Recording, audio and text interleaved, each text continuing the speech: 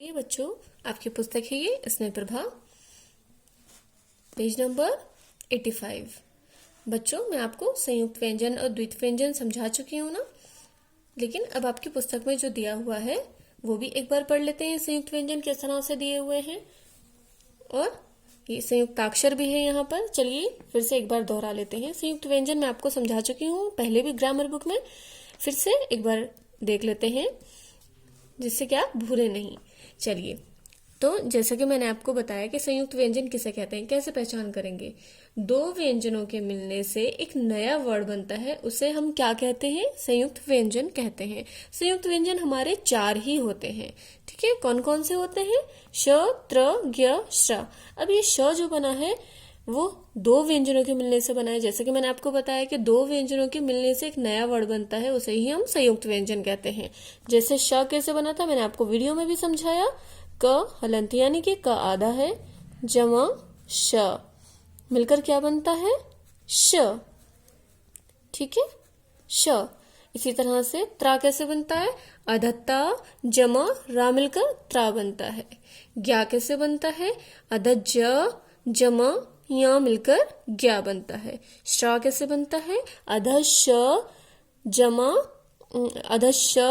जमा र मिलकर क्या बनता है? श्रा बनता है। आधा कैसे मानते हैं हम? मैंने आपको बताया जहां पर भी जिस वर्ड के नीचे भी अगर हलंत लगा हुआ है तो वो आधा है, ठीक है। तो आप समझ गए कि कौन कौन से व्यंजन है हमारे संयुक्त व्यंजन, श, त्र, ज्ञ, श्रा। अब यहाँ पर कुछ शब्द दिए हुए हैं जिनमें ये हमारे संयुक्त व्यंजन आ रहे हैं। कौन कौन से संयुक्त व्यंजन के ये शब्द हैं देख लेते हैं। देखिए वृक्ष, अब यहाँ पर देखिए वृक्ष में श आ गया, ये हमारा संयुक्त व्यंजन वाला शब्द है।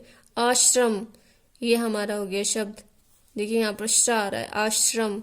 यज्ञ, ज्ञा आ रहा है। पत्र, त्रा आ रहा है। अक्षर, यहाँ पर श आ रहा है। पुत्र, त्रा आ रहा है। श्रम, यहाँ पर श्रा आ रहा है। तो आपको अब भूलना नहीं है, ठीक है। अब ये जो संयुक्त व्यंजन है ये हेडिंग ये ऊपर की है, ठीक है। आप कंफ्यूज नहीं होना, यहाँ पर ये संयुक्ताक्षर लिखने से रह गया है, मिसप्रिंट हो गया है शायद ये।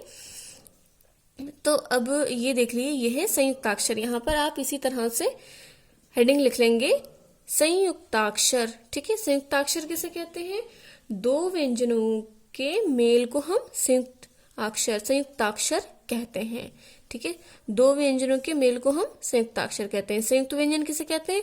दो व्यंजनों के मिलने से जब एक नया वर्ड बनता है, ठीक है, वो होता है हमारा संयुक्त व्यंजन, ठीक है। नया वर्ड बन रहा है और यहाँ पर दो व्यंजनों के मेल को हम संयुक्ताक्षर कहते हैं। जैसे यहाँ पर देखिए ये है अद, ता और या मिल रहा है, सत्ते, ठीक है। सत्ते, ये कौन कौन से हैं संयुक्ताक्षर वाले शब्द? चलिए पढ़ लेते हैं। सत्ते, प्राप्त, देखिए अधपा और ता मिल रहा है, प्राप्त, कान्हा और अच्छा, ठीक है। कंफ्यूज नहीं होना, यहाँ पर एक नया वर्ड बन रहा है संयुक्त व्यंजन में और यहाँ क्या हो रहा है? यहाँ दो व्यंजनों के मेल से एक नया वर्ड बन रहा है संयुक्त व्यंजन में, और संयुक्ताक्षर में दो व्यंजनों के मेल को ही हम संयुक्ताक्षर कहते हैं। अब आपका पेज नंबर 86 पर है द्वित्व व्यंजन। द्वित्व का अर्थ क्या होता है? दो का ही होता है। द्वित्व का अर्थ है दो, यानी कि जब एक ही व्यंजन दो बार आता है तो उसे हम द्वित्व व्यंजन कहते हैं। कैसे? देखिए यहाँ पर देखिए दो का है, एक ही व्यंजन दो बार आ रहा है। का हमारा व्यंजन है, अब यहाँ पर का दो बार आ रहा है। देखिए एक बार आधा का, दूसरा है ये दो का हो गए यहाँ पर। तो इसका मतलब क्या है कि तो यहाँ पर द्वित्व व्यंजन है। अब यहाँ पर देख रहे हैं आप, ये शब्द हो गया हमारा मक्का, ठीक है, मक्का। और यह है शब्द गन्ना। यहाँ पर भी आप देख रहे हैं दो व्यंजन, एक ही व्यंजन दो बार आ रहा है, तो यहाँ पर भी आप समझ गए, पहचान हो रही है, गन्ना। अब ये है पत्ता, एक ता ये हो गया, दूसरा ता ये हो गया, एक ही व्यंजन दो बार आ रहा है, पत्ता। रस्सी, ठीक है, अब आप समझ गए होंगे। बिल्ली, दोला आ रहा है यहाँ पर, ये हो गया द्वित्व व्यंजन। अब आता है आपका नुक्ता। तो हम नुक्ते का इस्तेमाल कहाँ करते हैं? जो दूसरी भाषाओं के शब्द हिंदी में आ गए हैं उन शब्दों के नीचे हम नुक्ता लगाते हैं। अब यहाँ पर देखिए ज और जा का उदाहरण के लिए, आपको समझाने के लिए ज और जा के शब्द दिए हुए हैं। जब आप पढ़ेंगे आपको खुद अंदाजा हो जाएगा कि ज का शब्द जब आप बोलेंगे तो कैसी आवाज आएगी और जा वाला शब्द बोलेंगे तो कैसी आवाज आएगी। देखिए, जग, जानवर, ठीक है, यहाँ पर जा की ही आवाज आ रही है। जूता, जाली, जंगल, ठीक है, तो समझ आ रहा है आपको। और यहाँ पर देखिए ये जीरा लिखा हुआ है, जीरा नहीं होता है, लेकिन ये क्या होता है, जीरा। तो यहाँ पर आप बिंदी ये नुक्ता लगा लेंगे, जीरा होता है ये। यहाँ पर ये बिंदी लगा लेंगे, ये नुक्ता लगा लेंगे। जीप, जेल, खरबूजा, यहाँ पर भी लगेगा, ठीक है, खरबूजा। तराजू, तराजू नहीं होता, तराजू। आज और काज। तो आप जब शब्द पढ़ रहे हैं तभी पता चल रहा है, फर्क पता चल रहा है आपको। मेरे साथ साथ आपको इसी तरह से पढ़ना है। अभी आते हैं जा वाले शब्द। जहाज, तो यहाँ पर ज की आवाज आ रही है। जरा, आवाज, आवाज नहीं होता, आवाज होता है, ठीक है, तो ये जा ही यहाँ पर देख रहे हैं आप, जा है, आवाज। कागज, यहाँ पर जा की ही आवाज आ रही है। मरीज, तावीज, ठीक है, ताबीज, राज और गज। अब आपको एक उदाहरण के लिए आपको और समझा देती हूँ उदाहरण देकर। यहाँ पर देखिए, जाके और जाके मैं शब्द लिखकर आपको बता रही हूँ। ये है जा और ये है जा। जैसे हमारा ये शब्द है राज, ठीक है, तो राज का अर्थ यहाँ पर है शासन का, और एक होता है राज, तो यानी रहस्य। ये हो गया रहस्य।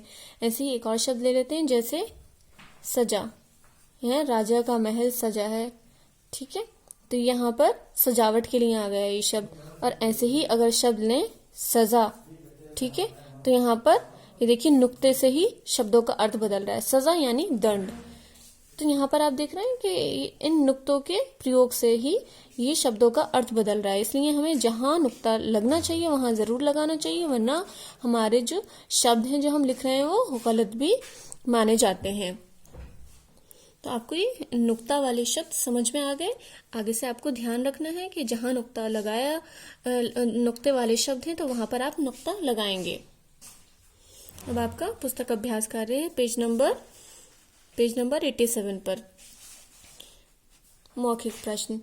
प्रश्न 1, सही उच्चारण कीजिए। ये जो नीचे शब्द दिए हुए हैं इनको आपको सही तरह से पढ़ना है। चलिए देखते हैं कौन कौन से शब्द हैं। मेरे साथ साथ आप इसी तरह से पढ़ेंगे। रक्षा, क्षमा, अक्षर, आज्ञा, अज्ञात, पत्र, पुत्र, मित्र, श्रीमान, श्रम, श्री, ज्ञान। इन शब्दों को आप इसी तरह से पढ़ेंगे। अब आता है आपका लिखित प्रश्न। लिखित प्रश्न में क्या करना है, आइए प्रश्न पढ़ते हैं। प्रश्न 1, अधूरे शब्द पूरे कीजिए। यहाँ पर देखिए ये आपको शब्द पूरे करने हैं। यहाँ पर ज्ञा बना हुआ है और कौन सा ऐसा वर्ड बनाएंगे जिससे ये शब्द पूरा हो जाए। जैसे ज्ञान, ठीक है, ना और बना देंगे, पूरा शब्द हो गया ज्ञान। श बना हुआ है, अब यहाँ पर एक वर्ड और ऐसा बनाएंगे जिससे ये शब्द पूरा हो जाए, रक्षा, ठीक है। तो इसी तरह से आपको ये करना है, ये आप स्वयं करेंगे आगे का। अब आता है आपका प्रश्न 2, चित्र देखकर रिक्त स्थान भरिए। रिक्त स्थान यानी खाली जगह। चित्र यहाँ ये देखना है, वाक्य पढ़ेंगे, चित्र देखेंगे और यहाँ पर जो खाली स्थान है, रिक्त स्थान है, उसको भरेंगे। मृग कहाँ से भागते हुए आए। ये चित्र किस चीज का है, आश्रम का, तो अ बना हुआ है, श्रम और लिख देंगे हम, आश्रम, आश्रम से। इस तरह से ही आपको ये खा करना है। अक्षय ने अपने मित्र को क्या भेजा, ये क्या है, पत्र, तो यहाँ पर आप क्या लिख देंगे, प बना हुआ है और त्रा और बना देंगे, हो जाएगा पत्र। अब है पेज नंबर 88। पेज नंबर 88 पर आपको क्या करना है, चलिए प्रश्न पढ़ते हैं। प्रश्न 3, दिए गए संयुक्ताक्षरों, अब यहाँ पर शायद ये लिखने से रह गया, प्रश्न में आप इसी तरह से लिख लेंगे, और द्वित व्यंजनों से एक एक शब्द बनाइए। यहाँ पर संयुक्ताक्षर भी दिए हुए हैं और द्वित व्यंजन भी दिए हुए हैं, तो आपको उनसे एक एक शब्द बनाना है। जैसे कि मैंने आपको बताया कि द्वित व्यंजन की क्या पहचान है, एक ही व्यंजन 2 बार आता है, ठीक है, वो है द्वित व्यंजन। और संयुक्ताक्षर की आपको मैंने क्या पहचान बताई, 2 व्यंजनों के मिलने को हुई हम क्या कहते हैं, संयुक्त अक्षर कहते हैं। 2 व्यंजनों के मिलने को ही हम संयुक्ताक्षर कहते हैं। देखिए कक, यहाँ पर तो आप पहचान गए होंगे, एक ही व्यंजन 2 बार आ रहा है, तो ये क्या है? द्वित्व व्यंजन है। तो यहाँ हम लिख देंगे, एक शब्द बनाएंगे जिसमें 2 का आए। क्या होगा? पक्का।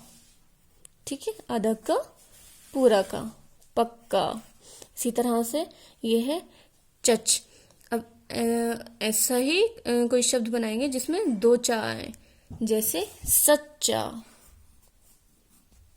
आधा चा पूरा चा, सच्चा। समझ गए आप? इसी तरह से ये शब्द बनाएंगे, ये भी द्वित्व व्यंजन का ही है। अब ये है आपका किसका है बताइए, पहचान हो रही है आपको? ये भी द्वित्व व्यंजन है, एक ही व्यंजन 2 बार आ रहा है।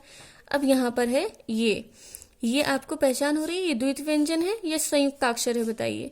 ये है संयुक्ताक्षर, क्योंकि यहाँ पर एक ही व्यंजन 2 बार नहीं दिया हुआ है। ये है पा और ये है ता, तो ये है संयुक्ताक्षर। तो आप यहाँ पर क्या शब्द बनाएंगे?